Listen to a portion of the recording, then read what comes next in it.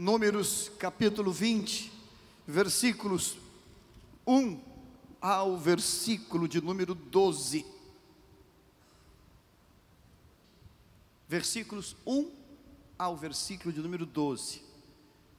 Chegando os filhos de Israel, toda a congregação ao deserto de Zim, no mês primeiro, o povo ficou em Cádiz. Ali morreu Miriam, ali foi sepultada. Não havia água para o povo. Então se ajuntaram contra Moisés e contra Arão, e o povo contendeu com Moisés, e disseram: antes tivéssemos perecido quando expiraram nossos irmãos perante o Senhor. Por que trouxeste a congregação do Senhor a este deserto? Para morrermos aí, nós e os nossos animais? E por que nos fizestes subir do Egito para nos trazer a este mau lugar, que não é de cereais, nem de figos, nem de vides, nem de romães, nem de água para beber? Então Moisés e Arão se foram de diante do povo para a porta da tenda da congregação, e se lançaram sobre o seu rosto, e a glória do Senhor lhes apareceu. Disse o Senhor a Moisés, diga comigo assim, disse o Senhor a Moisés: toma o bordão, ajunta o povo, tu e Arão teu irmão, e diante dele falai a rocha, e dará a sua água, assim lhe tirareis água da rocha, e dareis água a beber à congregação e aos seus animais. Então Moisés tomou o bordão de diante do Senhor, como lhe tinha ordenado. Moisés e Arão reuniram o povo diante da rocha, e Moisés lhe disse: ouvi agora, rebeldes, porventura faremos sair água desta rocha para vós outros?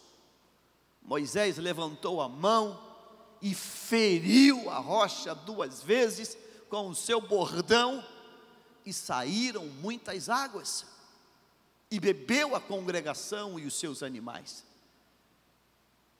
Mas o Senhor disse a Moisés e a Arão: visto que não crestes em mim, para me santificardes diante dos filhos de Israel, por isso não fareis entrar este povo na terra que eu lhe dei. Pai querido, eu quero começar esta noite pedindo perdão, Pai. Eu quero confessar o meu pecado,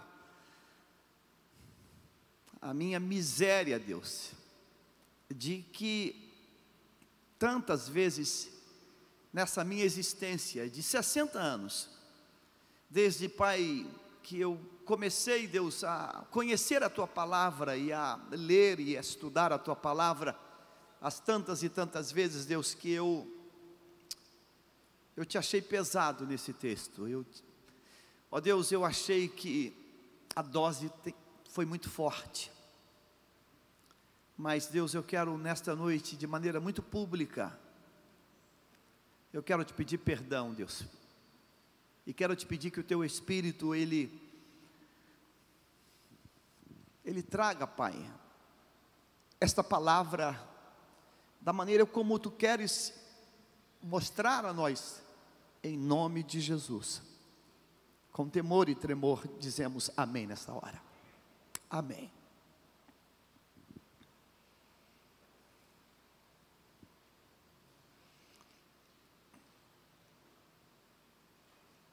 Eu quero convidá-lo você para que você deixe a Bíblia aberta,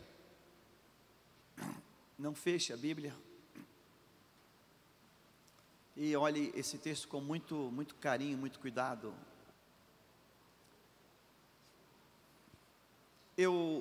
Eu ainda estou sob o efeito, o impacto da mensagem que foi ministrada aqui domingo. A mensagem que foi ministrada aqui através da instrumentalidade do pastor Paul Washer. É uma mensagem que ela foi cirúrgica, foi no fígado. E a sensação no final da mensagem era... A minha sensação era me prostrar aqui.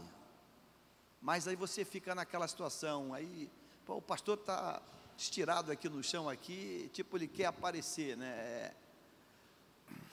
Ele quer influenciar as pessoas. Ele começou domingo à noite dizendo que a palavra mais aterrorizante da Bíblia, a mensagem mais terrível da Bíblia, e perguntou à igreja qual o texto mais pesado, mais terrível, mais forte da Bíblia.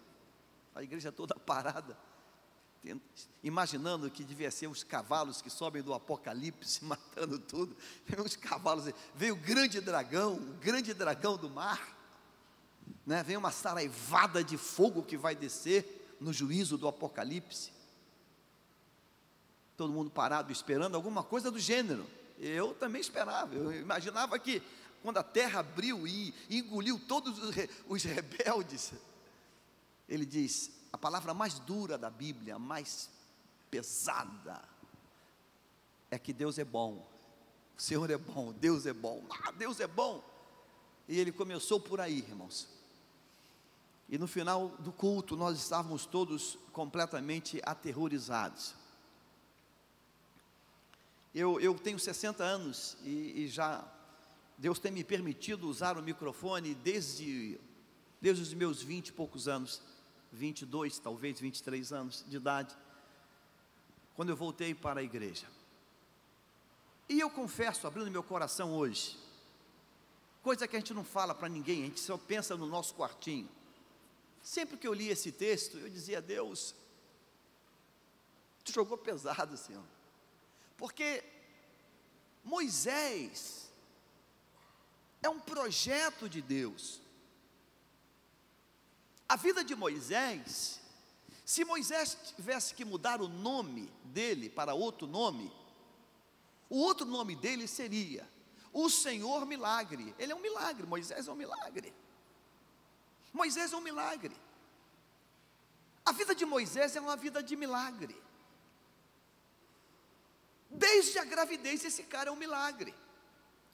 Quando Joquebede engravida,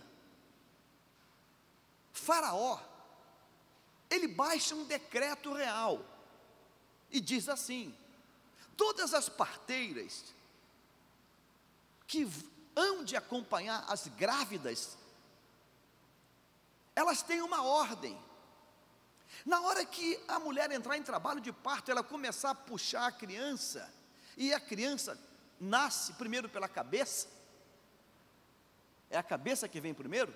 Então, quando a parteira pegar a cabeça e vier conduzindo a criança, quando passar do tórax para baixo, e já for possível identificar o sexo, a parteira, ela tinha uma ordem de matar a criança.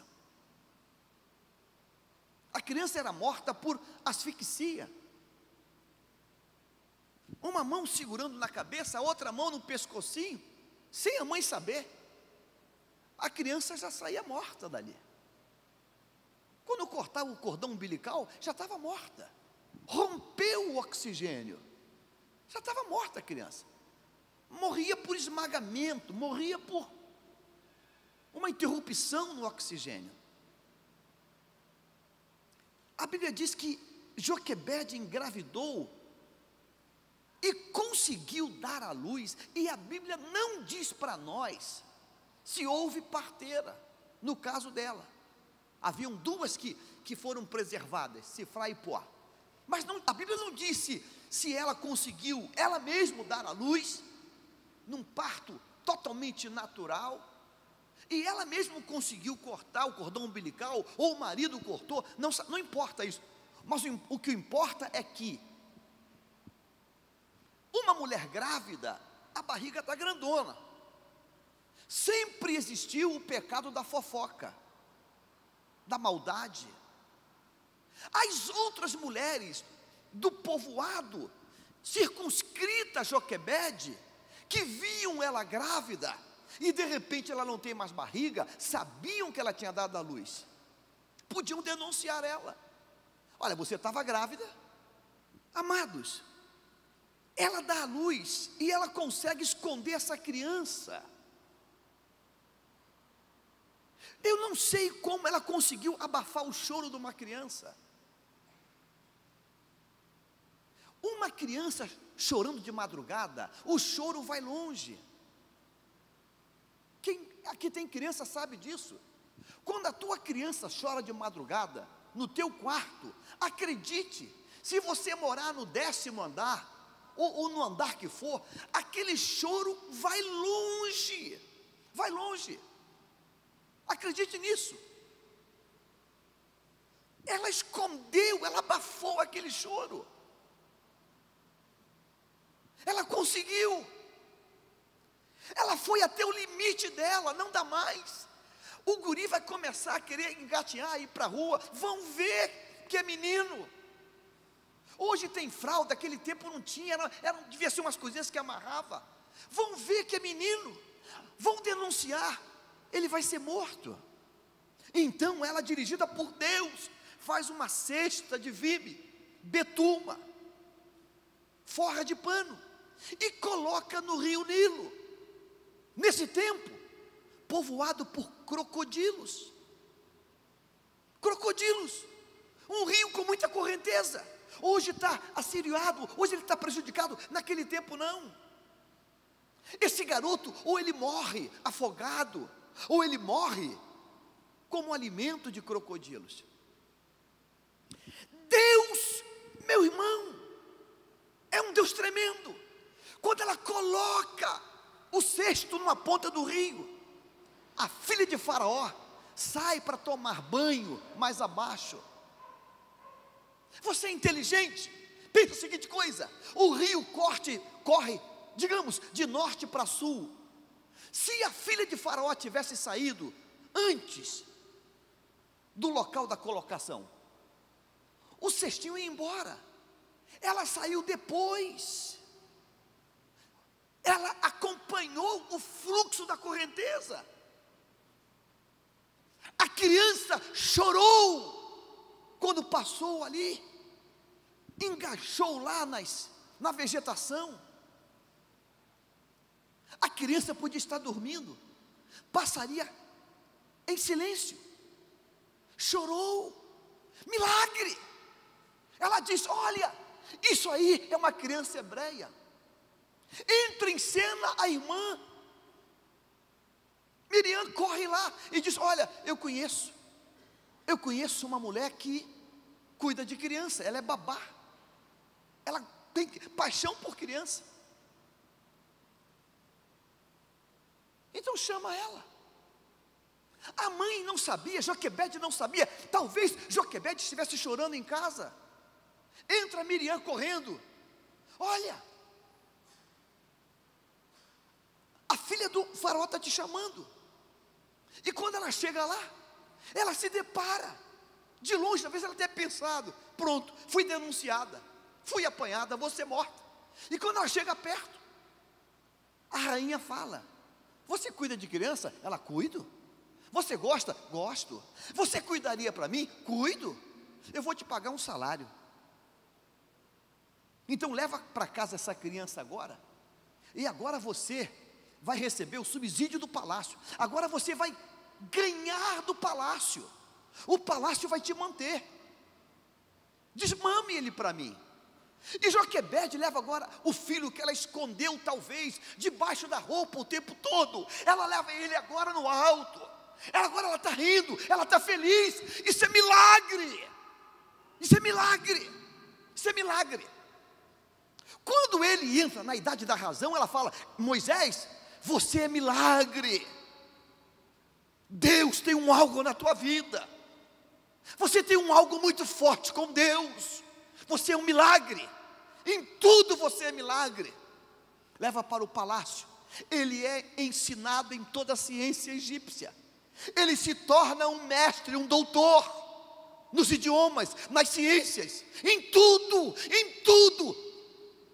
O Egito era o centro da cultura, não era a Grécia ainda, era o Egito.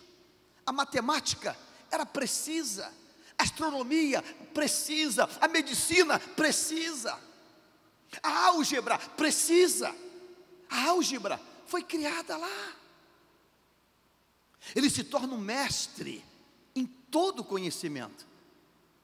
E quando ele fica adulto, ele decide, porque ele tinha uma raiz forte, ele decide não permanecer ali.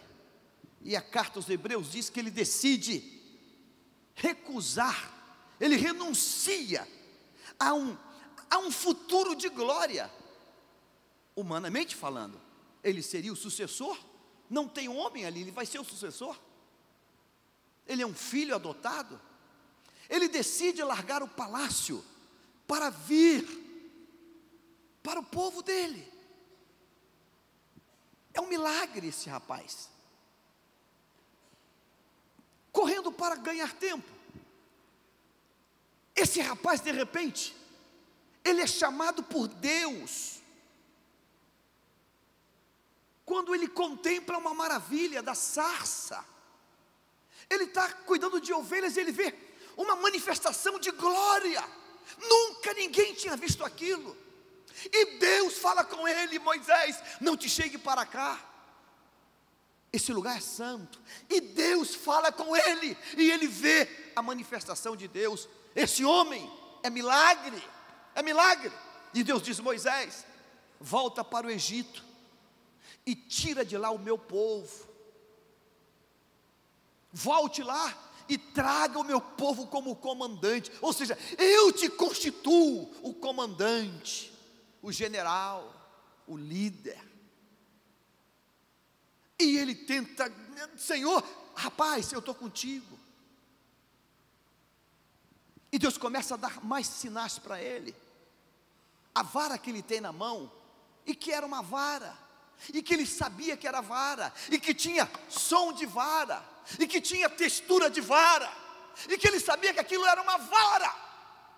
Deus diz: joga no chão. E quando ele joga, não é vara mais, é uma cobra. Como eu segurei uma cobra até hoje, achando que é uma vara? Não, Moisés, é vara, mas eu sou o Todo-Poderoso. Aí ele vai lá, Faraó, e Faraó, que tenta dissimular, quando vê aquilo: isso eu também faço. Chama os feiticeiros do palácio, e cada um também tem uma vara, e joga no chão, e tudo vira cobra. Deus, então, tu é um Deus igual. Deus, tu te igualas a outros deuses. Não, Moisés, espera o final do filme. E outro milagre, a vara de Moisés, que era uma serpente, engole todas as outras cobras. Uau!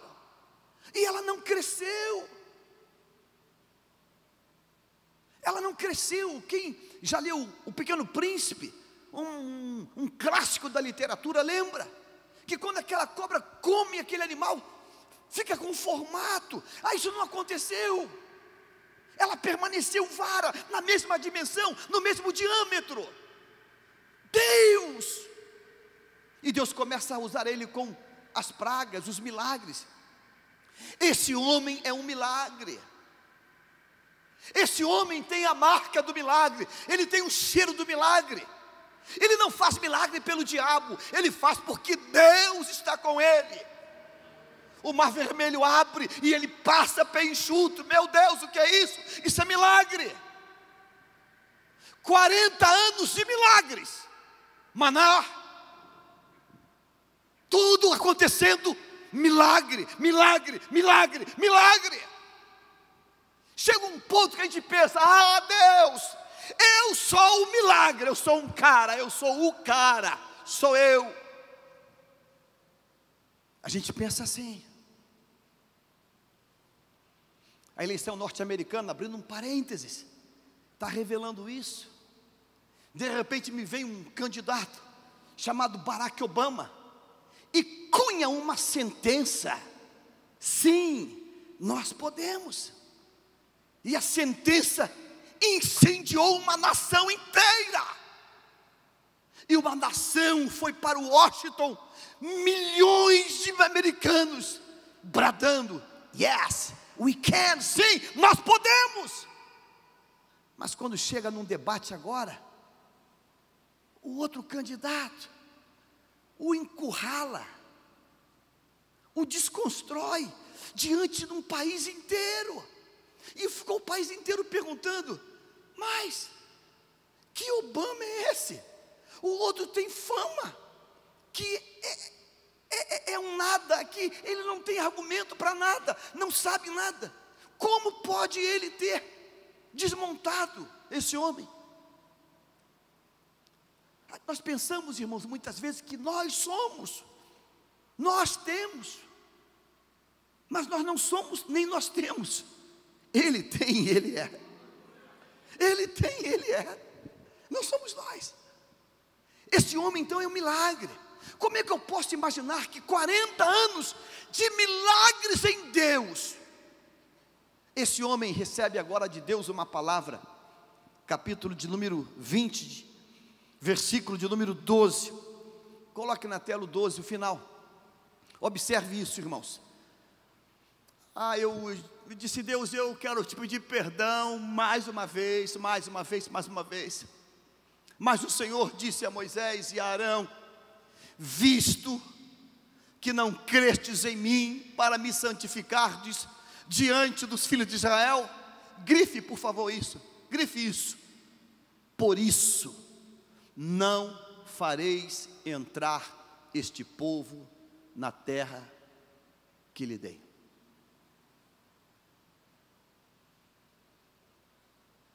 Eu sempre olhei esse texto numa perspectiva muito, vou chamá-la de abominável, muito terrível. Nunca compartilhei isso, nunca tive a coragem de falar isso num púlpito, nunca, ninguém sabe disso. Mas eu sempre olhei esse texto a partir de uma perspectiva muito carnal, muito humana, mais ou menos assim: Senhor, só por isso,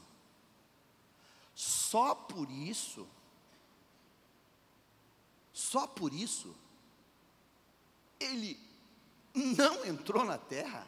Só por isso, Senhor?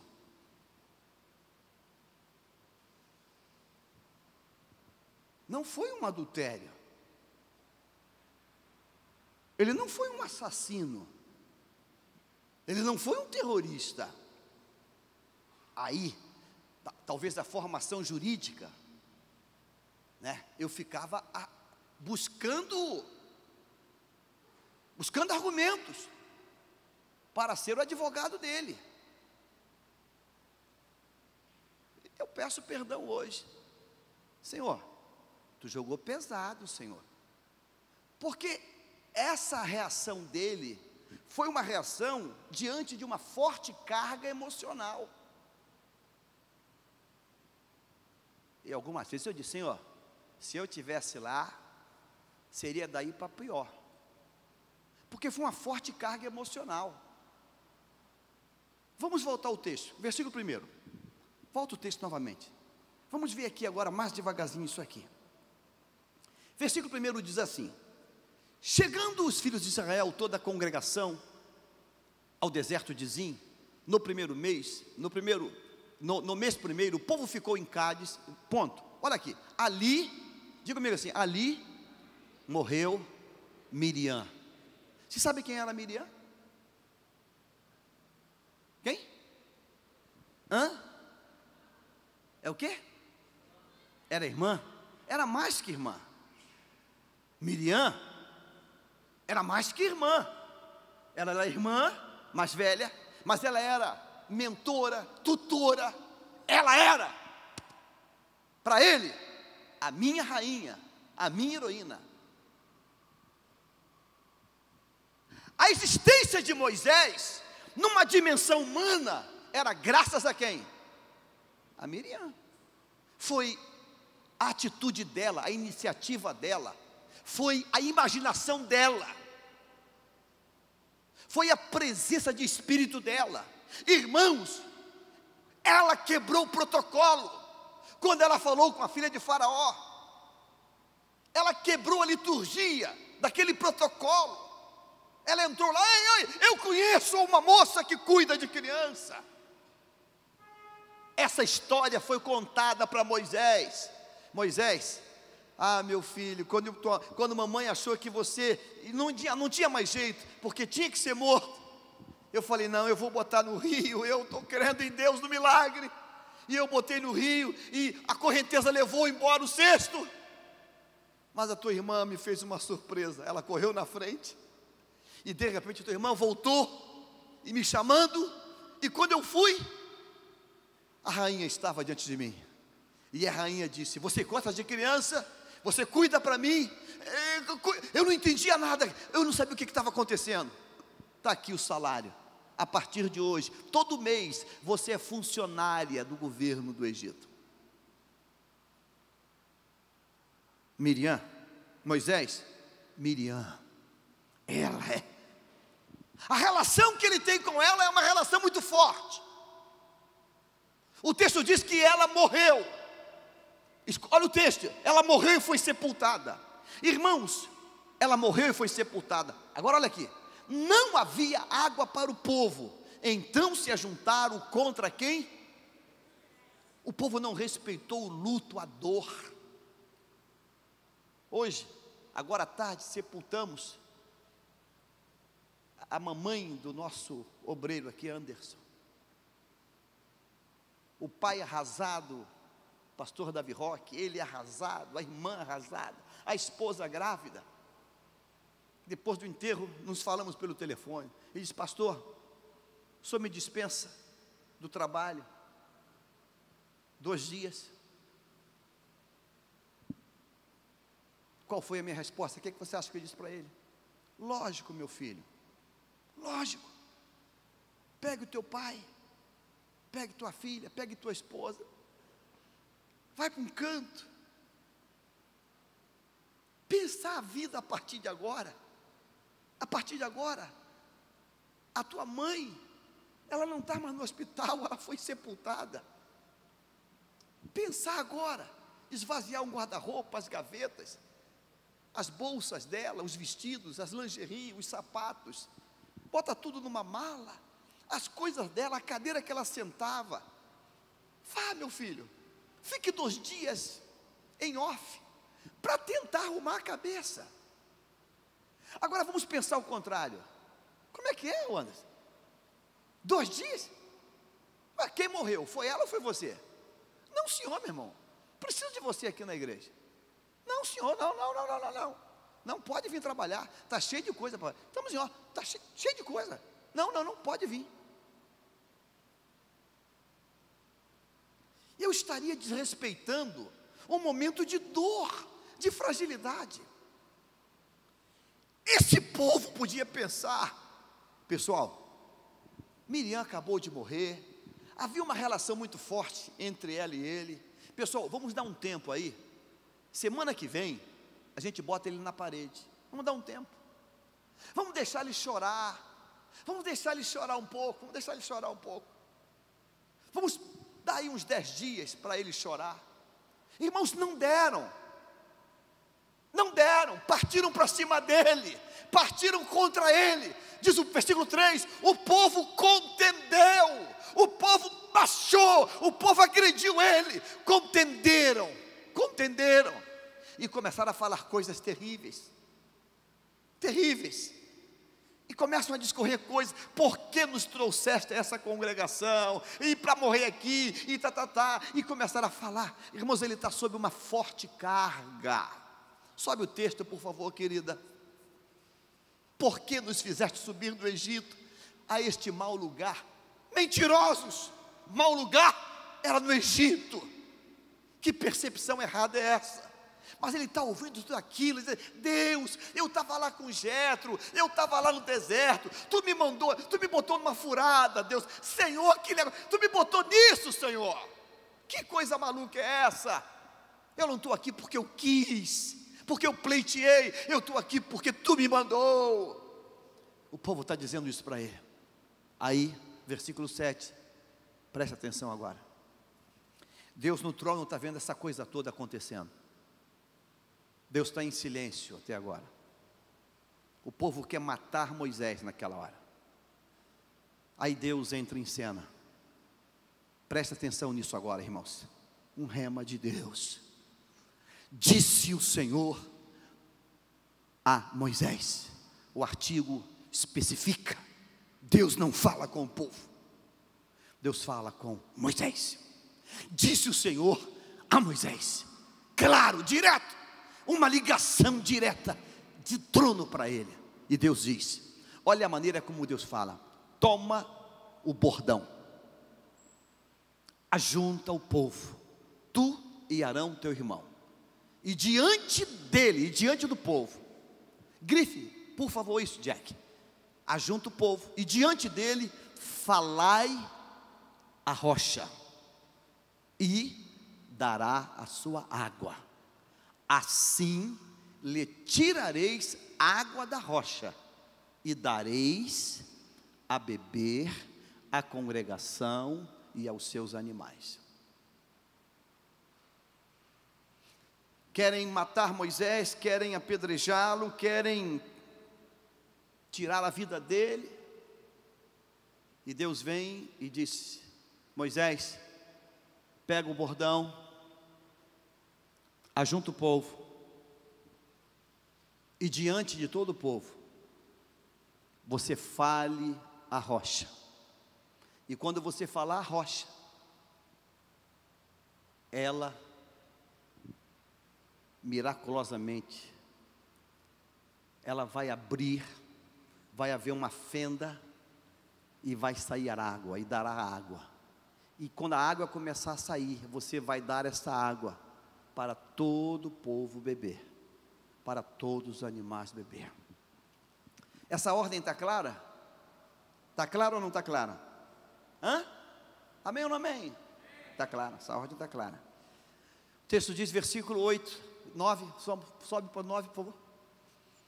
Então Moisés tomou o bordão de diante do Senhor, como lhe tinha ordenado. Moisés e Arão reuniram o povo diante da rocha. Grife, por favor, isso, por gentileza. E Moisés lhe disse: ouvi agora, rebeldes, porventura faremos sair água desta rocha para vós outros? Rebeldes. Deus falou isso com Moisés. Ouvi agora, rebeldes, porventura faremos sair água. Moisés desqualifica a palavra de Deus. Moisés cria o elemento dúvida na palavra de Deus. Porventura faremos sair água desta rocha? Faremos. Quem Moisés pensava quando flexionou o verbo nesse tempo verbal, faremos? Cabe uma pergunta: faremos quem, Moisés? Quem está em tua mente nesse faremos? Você, Arão e Deus? Ou você e Deus? Esse teu faremos, você está incluindo quem aí? Porque ele não usa a primeira pessoa pronominal. faremos. Então, eu, Moisés, e mais quem? Mais Arão? Ou também você me botou no teu pacote, nessa dúvida, nessa palavra, que eu não mandei você falar? O povo em silêncio. Moisés levantou a mão e feriu 2 vezes a rocha com o seu bordão. Imagina que essa parede fosse a rocha. Deus falou: Moisés, coloca o povo diante da rocha e diga assim: rocha, libere a água. E haveria um barulho, um estrondo, a pedra fendendo, e a água jorra. O povo todo ia beber. Moisés optou em: seus rebeldes, por acaso nós faremos sair água dessa rocha? Ele chega na rocha, dá 2 pancadas com o bordão. E quando dá 2 pancadas com o bordão, o texto diz que Deus liberou a água. Moisés feriu a rocha 2 vezes com o seu bordão, e saíram muitas águas, e bebeu a congregação e seus animais, o que Deus havia falado antes. Eu quero que você leia comigo o versículo 12, todo mundo, vamos, 1, 2, 3. Mas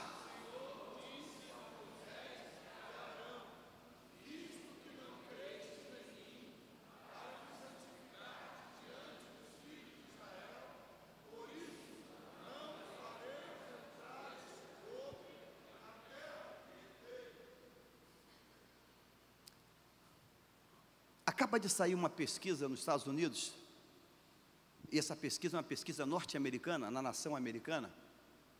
Não sei se você já viu, mas se não viu, você vai ouvir ainda, vai ouvir com toda certeza, que o número dos 100 igrejas ultrapassou o número dos com igreja.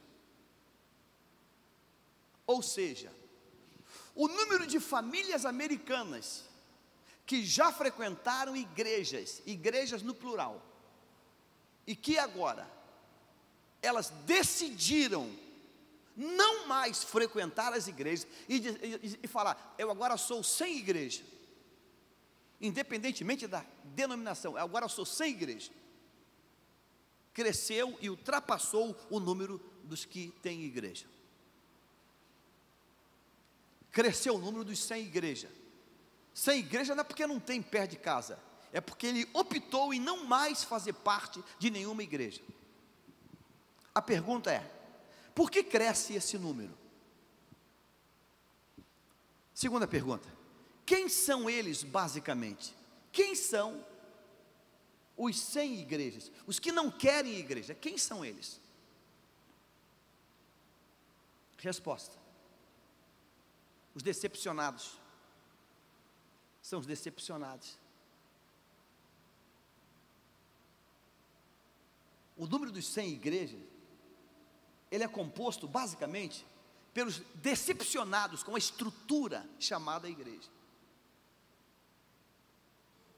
Agora no seminário nós ouvimos uma outra estatística sobre as 3 classes mais desacreditadas hoje no século 21.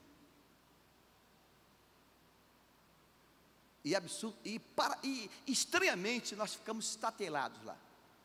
Os 3 P's, os mais desacreditados hoje na sociedade moderna.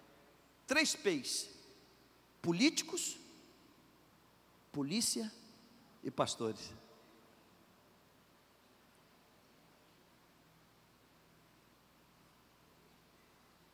Políticos, polícia e pastores.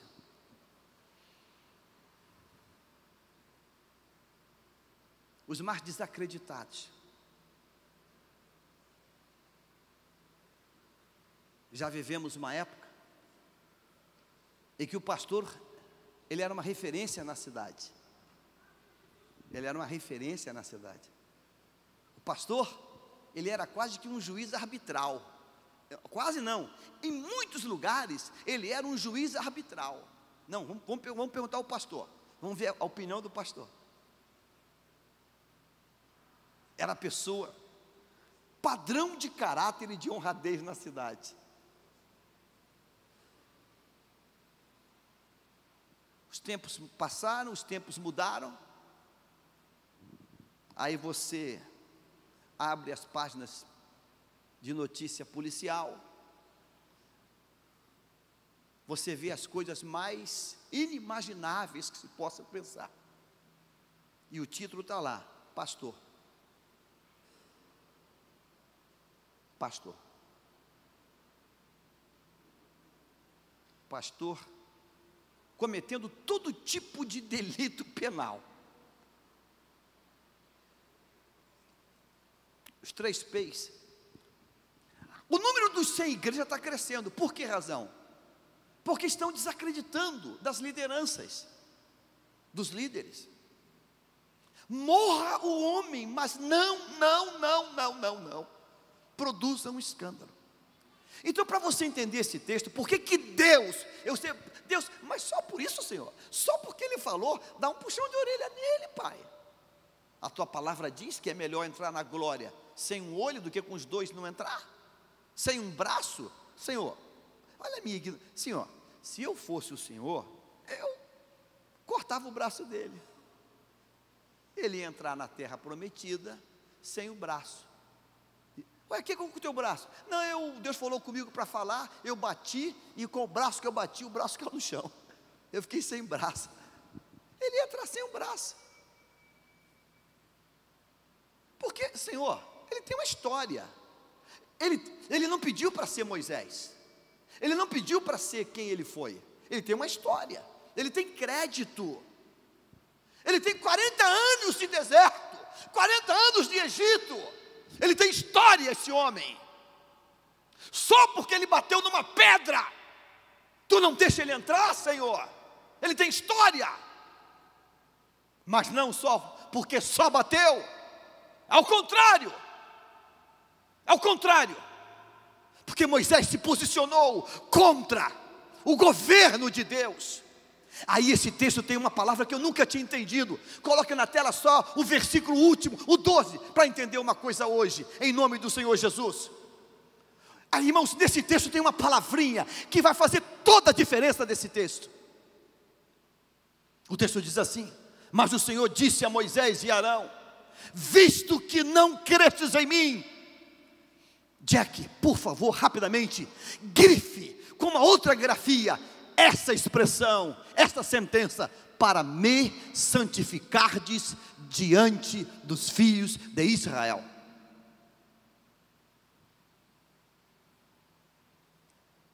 Escute isso, meu irmão. Aquela multidão está caminhando no deserto.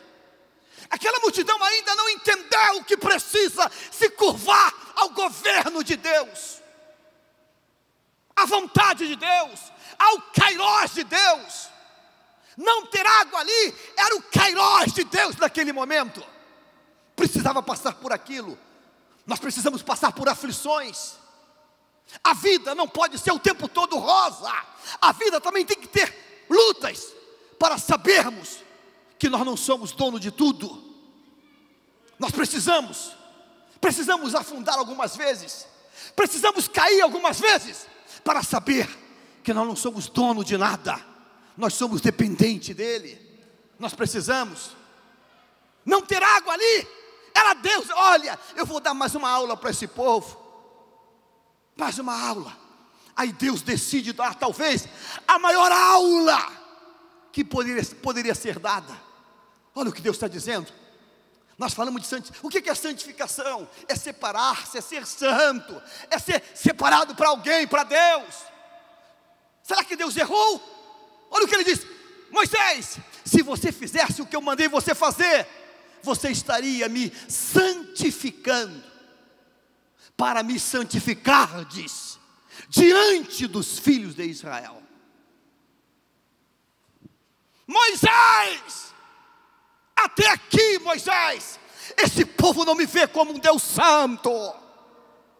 A chance de ouro é essa: reúna todo o povo, o povo que quer te matar, o povo que quer acabar contigo. Traz o povo para perto, chama todo mundo. O povo, você e a rocha. Todo o povo está como que babando, querendo arrancar teu fígado. Aí, Moisés, quando todo o povo estiver ali querendo já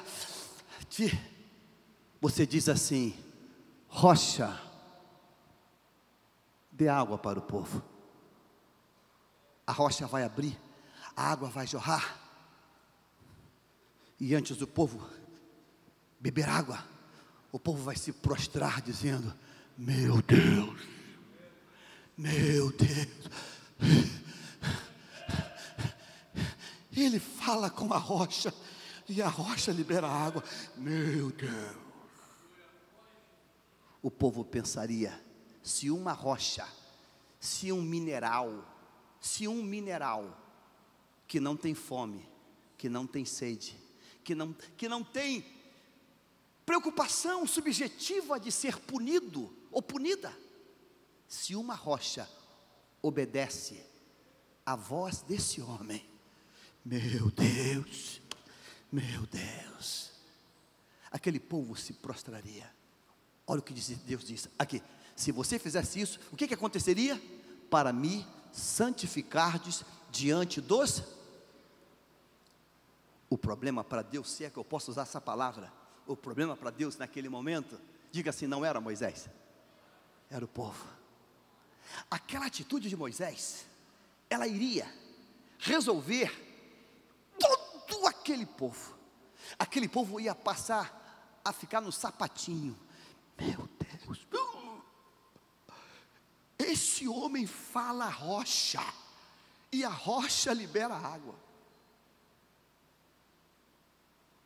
Moisés, você jogou fora a chance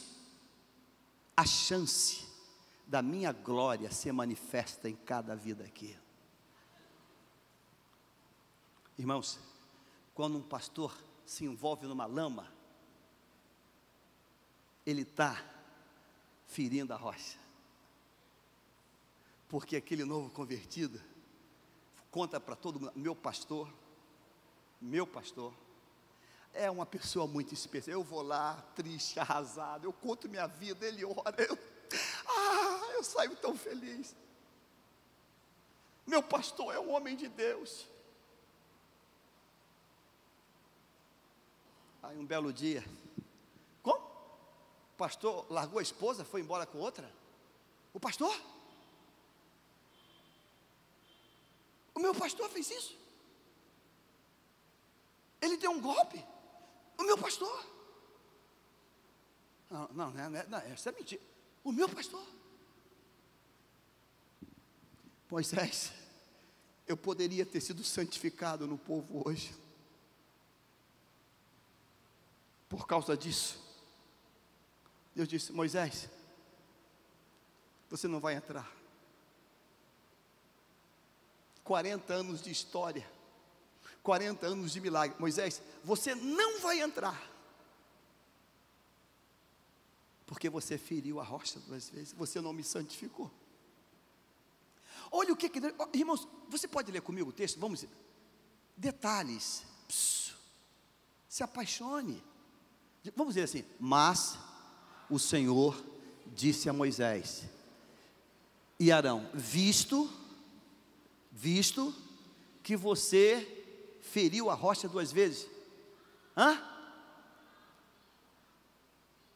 Esquece isso. Moisés, visto que você não creu na minha palavra e na minha pessoa, para me santificardes.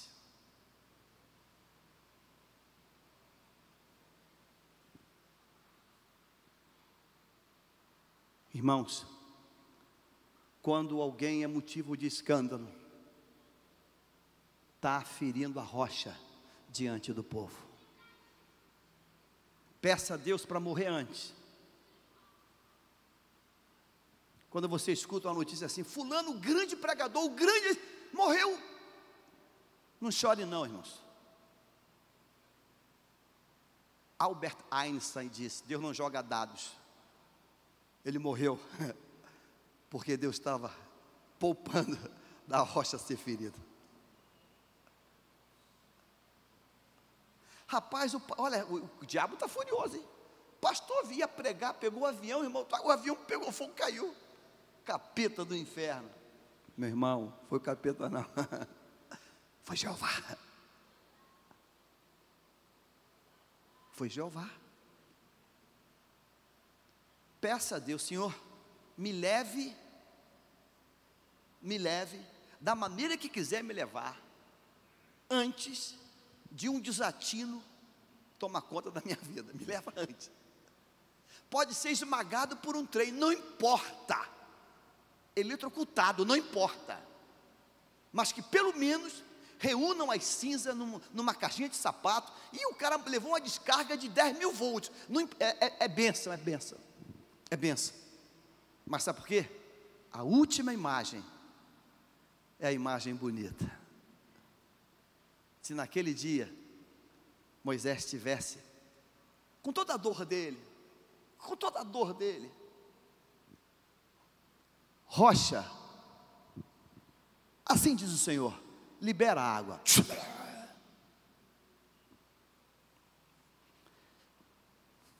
Pergunta: você acha que alguém contenderia com Moisés a partir daí?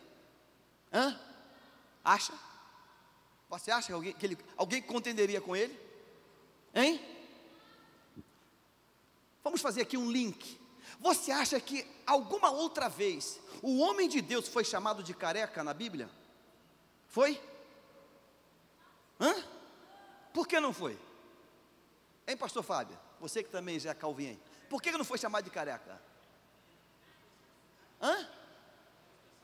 Não. Por que ele nunca mais foi novamente chamado de careca? Ficou o quê? Ficou exemplo. Lembra? Sobe, calvo, careca. Ele parou, olhou. Ele achou que não era com ele. Olhou, não tinha mais ninguém. Ele falou assim: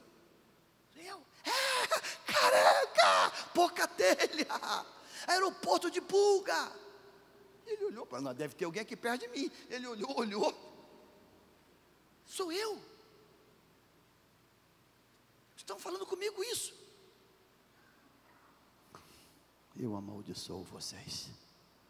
2 ursas pulam do mato, da floresta, estraçalharam. Quantos? 42. A notícia chegou na cidade, não chegou? Escute, meu irmão, uma coisa. A turma, molecada, nem olhava para o profeta, olhava. De repente o profeta lê pensamento, nem olhar para o profeta quer olhar. Meu Deus. A turma passou a ter pavor do profeta. Por que razão? Porque Deus foi santificado. O contrário é verdade. Você entendeu isso hoje? Amém? Irmãos, eu quero terminar essa mensagem dizendo para você a seguinte coisa. Deus me deu a seguinte sentença: o que eu deixo de fazer em obediência a Deus tem implicação na minha vida, porém muito mais em outras vidas. O que eu deixo de fazer em obediência a Deus tem implicação na minha vida. Trocando isso em miúdos, quando um líder se envolve num adultério, tem implicação na vida dele. Ele vai manchar a roupa dele, mas aquilo vai ter implicação em outras vidas. Quando Davi se envolve com Betseba, ele manchou o reinado dele, certo? Mas o que mais que ele fez? Ele deixou a família de Urias totalmente decepcionada com ele, ou não? O cara mandou matar o nosso filho. Você já pensou se Urias tem irmãos? Tem 12 irmãos? A criança da gravidez morreu. As implicações. A família de Betseba, as implicações. Então, aquilo que eu faço tem implicação na minha vida, mas não apenas na minha vida.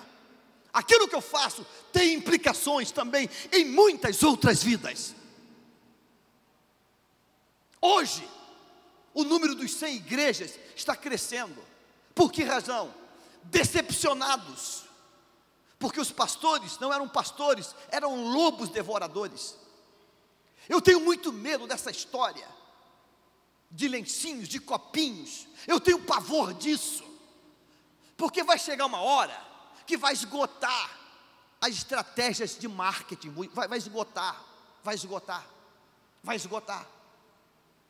A aguinha, o salzinho, a pétalazinha, esgotou. E agora, como é que a gente faz? Agora vai ser a latinha de Coca-Cola, agora vai ser a tampinha de refrigerante, vai ter que inventar outras coisas. Até quando? Aí vem aqueles estouros, bum, manchete, capa de jornal. Aquele que estava pensando em ir para a igreja, vou nada, tudo 7-1. Você chega em Campos do Jordão, quem já foi, a atração turística de Campos do Jordão é passar lá num local lá, e tudo que a guia fala, ó, sem entrar em detalhes.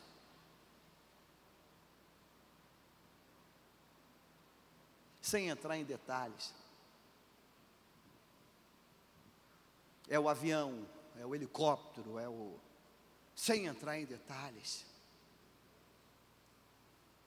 Irmãos, tem muita gente ferindo a rocha.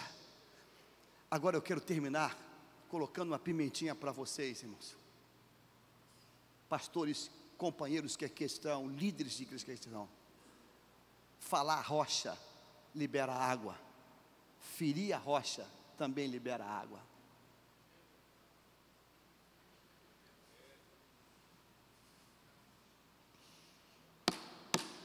Mas a fatura vai chegar. Quando eu falo a rocha libera água. Mas quando eu firo a rocha também libera água. Mas a fatura, ela vai chegar. Mesmo que você tenha dado o CEP errado, mesmo que você tenha dado outro endereço, a fatura vai chegar. Fique de pé, vamos fazer uma oração nesta noite, irmãos. Eu quero pedir que você leia esse texto na tela, por favor. Você pode ler comigo? 1, 2, 3. O que eu deixo de fazer em obediência a Deus tem implicação na minha vida, porém, muito mais em outras vidas.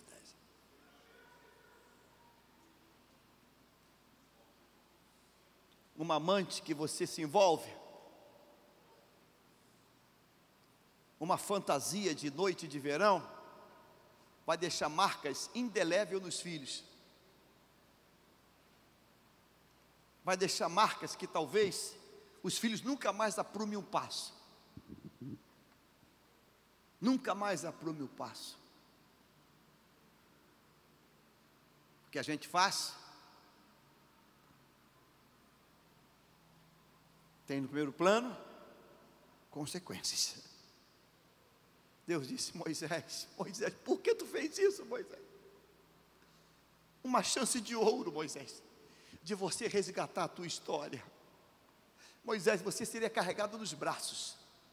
Meu Deus, o meu líder, eu vi, falou, rocha, e a rocha obedeceu. Se uma pedra obedeceu, e nós? E nós? Nunca mais aquele povo se levantaria contra Moisés. Nunca mais, nunca mais. Você entendeu isso hoje? Curve tua cabeça. Pai querido, eu te peço perdão nesta noite, Pai, porque tantas e tantas vezes eu, de forma miserável, insignificante, abjeta, eu pensei lá: Deus, tu foi forte, tu jogou pesado, Senhor, tu foi muito duro. Ele só Ele só bateu numa pedra, Senhor. Não bateu num corpo de ninguém, foi uma pedra. Senhor, tu podia tirar o braço dele, Senhor, mas tu não deixou ele entrar na terra. Não foi só isso que ele fez, foi tudo isso que ele fez. Eu peço perdão nessa noite, por todas as vezes que eu fui tentado a ferir também, sendo instrumento de escândalo. Eu oro por você hoje, e peço a você hoje que você diga a Deus, que eu nunca seja instrumento de escândalo, em nome de Jesus. O povo de Deus pode dizer amém? Amém. Aplauda o Senhor Jesus, meu irmão. Aleluia.